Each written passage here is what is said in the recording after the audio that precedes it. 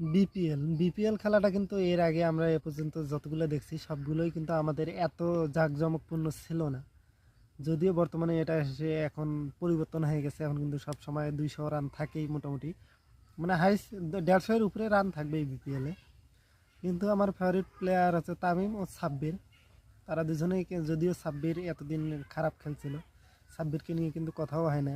কিন্তু আমি যদি খেলা দেখি একমাত্র সেই দুইজনকারই দেখি, তামিম সাব্বির যদি থাকে তাহলে খেলা দেখি, নাহলে কিন্তু আমি দেখি না যতদিন।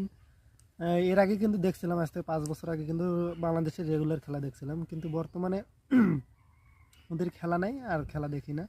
কিন্তু রংপুরের খেলা হলে মাঝে মাঝে দেখি। তখন যতই হোক না কেন, রংপুর আমাদের বিভাগ, রংপুরের খেলা তো দেখতেই হবে।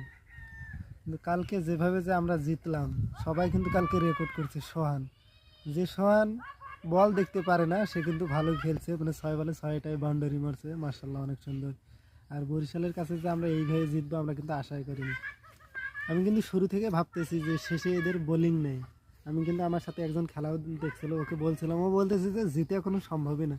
আমি কিন্তু তাকে বলছিলাম যে শেষে কোনো বোলিং নাই, তাহলে কে আছে, মায়ার্স অথবা ঋষাদ যদিও একটু ভালো বোলিং মায়ার্সের সাথে থেকে, কিন্তু মায়ার যদিও সে অভিজ্ঞ, এই কারণে মায়ার্সকে দেওয়া হয়েছে। আবার সে ব্যাটিং, এই কারণে তাকে অপমান না করার জন্য তাকেই দেওয়া হয়েছে। কিন্তু সে যে এই খারাপ একটা বল করবে, সে একটা বলার বাইরে। দিন শেষে আমরা চাই বিপিএলটা ভালো হোক, সাব্বির রহমান আবার কামব্যাক করুক, তামিমও কামব্যাক করুক, এটাই চাই। ভালো থাকবেন, সুস্থ থাকবেন। আর